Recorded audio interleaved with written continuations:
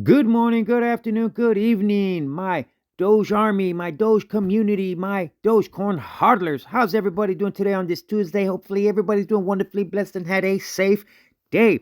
This is your boy, Jaime G. We about to dive into some Doge and some overall crypto market news, guys. That's what we talk about on this channel. None of this is ever financial advice. It's just me sharing my thoughts, opinions, nothing more, nothing less. Now, I'm ready. Are you ready? Well, let's find out what's going on in the Wild Wild West of crypto land. Without further ado, let's get it, baby. All right, guys. Bitcoin is up 1.7%. We're sitting at 36,749 with 13 cents. You guys know of good old Grandpa Bitcoin, the big dog, the one and only. If he's in the green, the overall crypto markets are pretty much going to be in the green, guys. Now, as we can see on the top 100 here on CoinMarketCap, I know I'm going kind of fast, but I just want to show you. It's in the green, baby. Why do we like green? Because that's the color of money. Dinero, dead presidents, Skrilla Scratch, dead presidents, whatever you want to call it. But nonetheless, it's in the green. And hopefully your account is doing a little better than what it was yesterday. I know mine is, right? Because, boy, my accounts were taking a beating. But it's all good. In the hood, that's just part of investing in crypto. You got to know how to swing with the ups and downs of crypto, baby. All right, enough of Bitcoin. We'll get into some overall crypto market news in a tad bit. Now let's dive into the superstar of the channel. That is Dogecoin. Ah! All right, guys, we're sitting at 14 cents. We're up 2.8% for the day. 24-hour low was 13 cents. 24-hour high was 0.1472, almost 15 cents. Not too shabby, right? Considering we just took a, pretty massive dump the past couple of days. Our market cap, guys, is sitting at $18.9 billion, and our trading volume is at $1.32 billion. Guys, did you guys know that our trading volume is up 38% in the past week? And in the overall circulating supply, right, is up 0.42%, right? Now we're sitting at 132.6 billion. So things are looking pretty good, right? And in the last 24 hours, guys, our trading volume is up 31.5%, right? So things are looking pretty good for as far as Doge goes, right? So the stats, things are looking on the bullish side. So that's a good thing. Now let's dive into the charts, guys, and see what's going on and why I am bullish.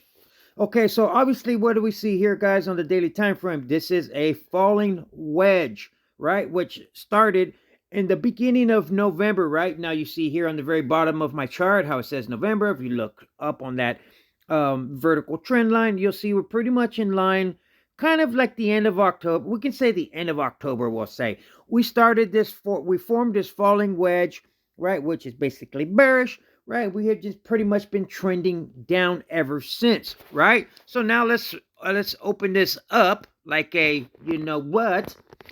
Let's go to where the important parts are, right? Now let's go over here. So now, as you can see, let me get my scribbler ribbler here so you guys can see when I'm talking. Let me get my pretty color of pink and put my doodler on. My doodler woodler. Okay, guys, so we're going to be talking about this area right here. Okay, so now basically around, we'll say January 10th, we broke out of this falling wedge, as you can see right here. We broke out to the upside, right, which is bullish.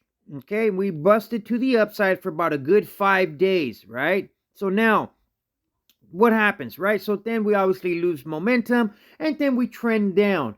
But to me, this was us. Oh, hold on here. Let me put this up so we can see it a little bit better, right? Like so.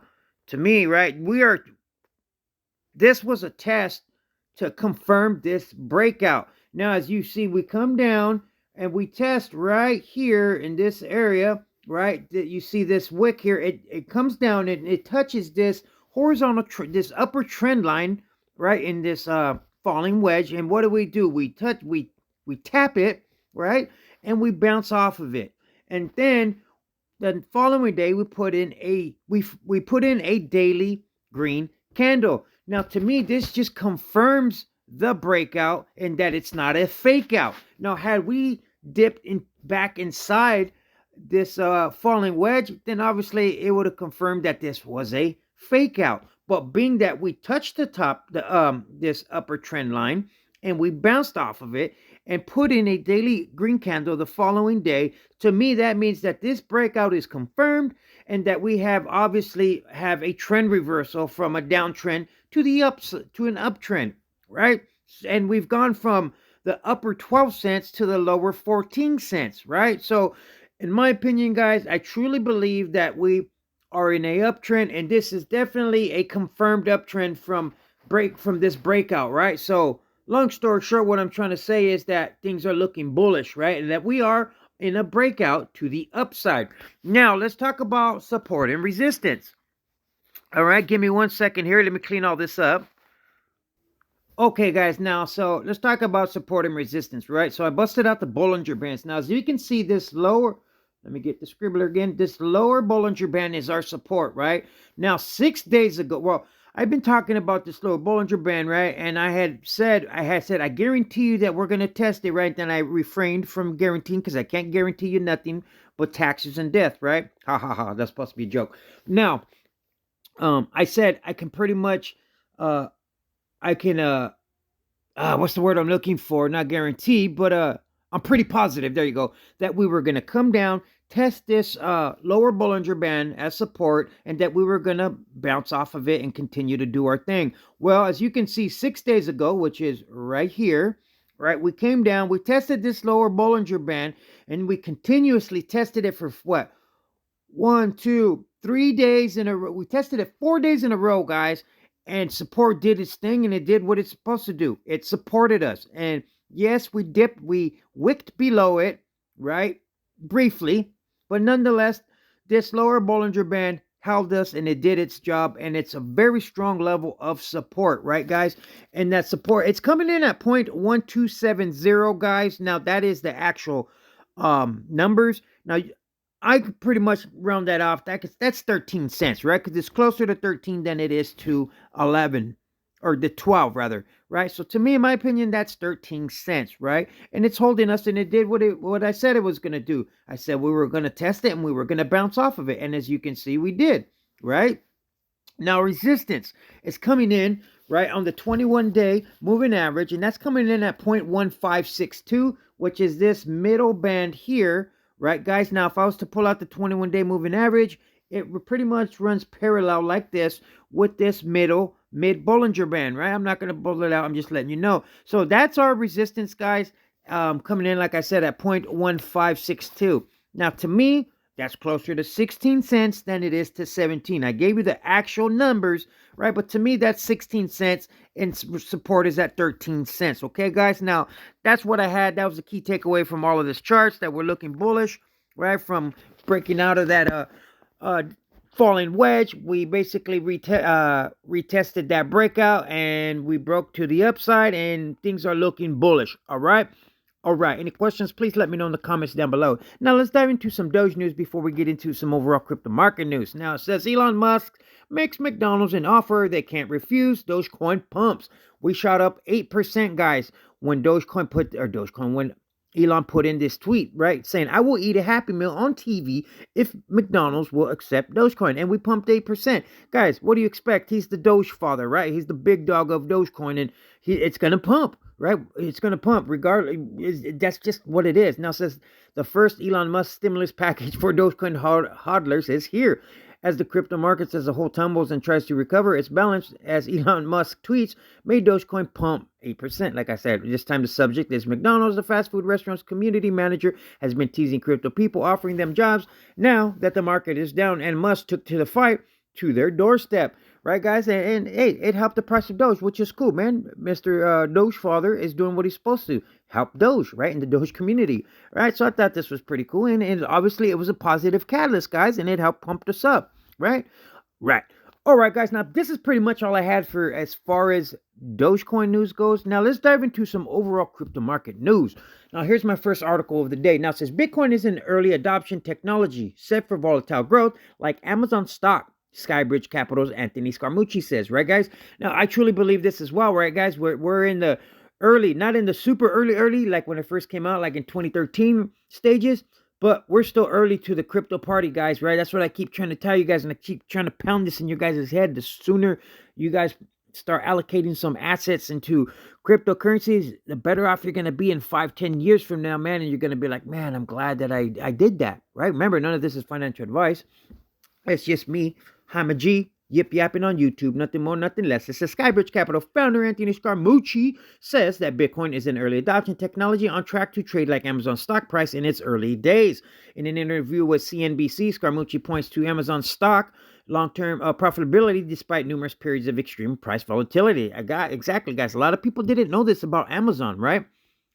No, it says I lived through the 2000 Nasdaq debacle, and many things got decimated, but quality things lasted.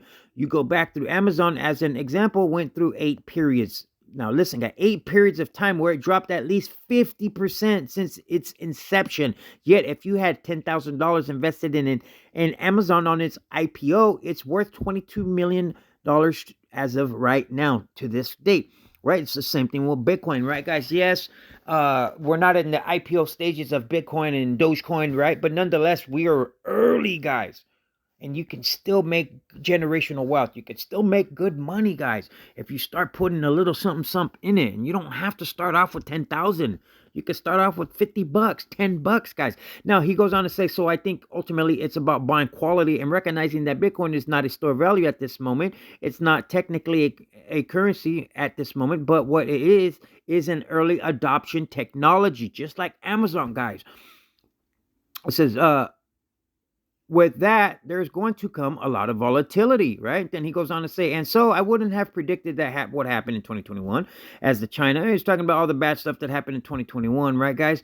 Right? And then he goes, and Bitcoin is going to have, in my opinion, 500 million wallets, possibly 1 billion wallets as we get to 2024. So people should ride this stuff out. I think it's non-essential to expect just an asymmetrical 45-degree line in any story as new as Bitcoin. In other words, guys, what he's saying is don't expect it to just go up, up, up, up, right, guys? You're going to have ups, you're going to have downs. But nonetheless, in the long term, you got to think long term, guys, 5 to 10 years from now, whatever you put in there, right? Just look at it as it's a piggy bank and that you're not going to break your piggy bank until 5 years from now and see how much, how much Bitcoins you got in it or Dogecoins or whatever it may be, guys, right?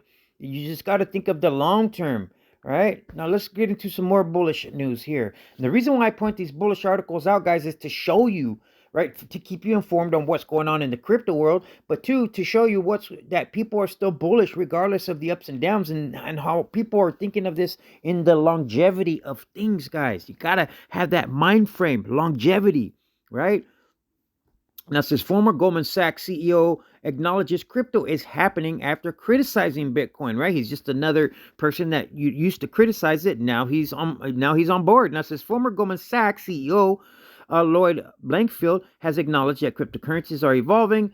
A change of opinion after he initially showed skepticism toward the sector. Speaking during an interview on CNBC, Blankfield indicated that the sector is maturing despite the markets undergoing a phase of high volatility. Exactly, guys, because they're basically like birthing, they're growing pains, guys. You know what I mean? Like when we grow as humans, right? Our bones hurt from when we're kids, right? Our bones ache and because we're literally growing and stretching. Now, that's what's going on in the markets, guys. Now, he says he has stated that the trillions of dollars pumped into the market cannot be ignored and points to a growing ecosystem. At the same time, the former executive stated that despite the current Bitcoin price drop, the asset's underlying value is beneficial to the general financial sector. Exactly, guys, right? And then he goes on and says, it's lost a lot of value, but at a point where it's trillions of dollars of value contributing to it, and a whole ecosystems are growing around it. Of course, we have the benefits of instantaneous transfers and reduction of credit risk and all of the benefits of blockchain. What is happening? And I look at the crypto and it is happening, he said. Right, guys? Basically, it's not going nowhere. It's here to stay, is what he's saying. And he was a skeptic, right, guys? From Goldman Sachs. And, those of you who don't know who Goldman Sachs is, they're a major institutional investor company, right, guys? That have trillions of dollars of assets, right?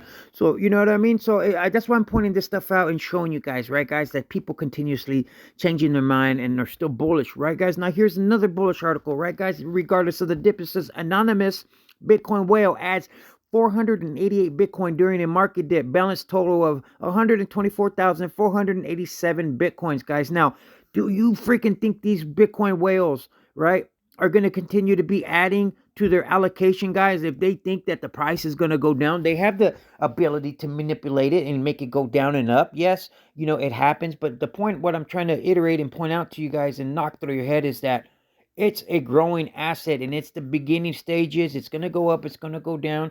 If you don't have the stomach for crypto, guys, maybe you should invest in something more safe, like the index funds, or something in the stock market. That nothing is safe, right? But there's something that is a little safer, right? But high risk, high reward, baby. Go bigger, go home. You know what I mean? So you know what I mean? That's why I continue to just show you these articles, guys. It says investors put 14 million into crypto funds last week as Bitcoin market cratered. Now, guys, you just had a one whale, right, buy 488 Bitcoins, right? Now you have other investors putting in 14 million, right, as the market was crashing, right? You buy in the red and you sell in the green. That's how money is made, baby. That's how you make that generational wealth, right, guys? Here's another, article that points out that people are bullish and people continue to buy regardless. Right now, it says as crypto traders suffered last week through the market's worst stretch in months, investors in digital assets funds appear to have bought the dip, right? Buying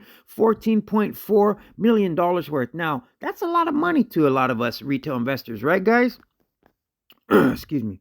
Right here it goes. Let me close out with this article here now. Hopefully you guys are with me to the end. Thank you if you are. Now it says HODL wave shows increasingly dormant coins. Now it says Bitcoin on-chain analyst. Now what does all this mean? It says 40% of the total Bitcoin supply has moved over the past 3 months. Another 40% of Bitcoin supply last moved between 6 and 24 months.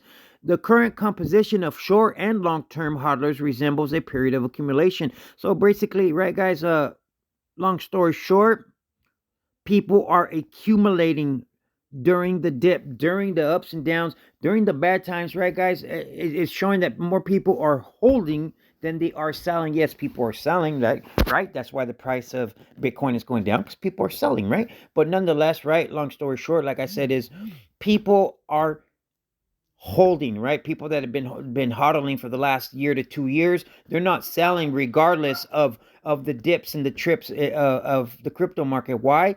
Because they have strong conviction in Bitcoin, Dogecoin, whatever cryptos they're investing in, and they see long-term longevity. They're thinking of the long term. That's what you guys think 5-10 years from now. Then you break your piggy bank open. All right, guys, this is what your boy Hamid G had for you on this Tuesday evening. Hopefully you found it helpful, useful, and insightful. If you did, please consider to like and subscribe to the channel. That's all I ever asked for. Stay safe and stay blessed. Until tomorrow, your boy Hamid G is out. Peace.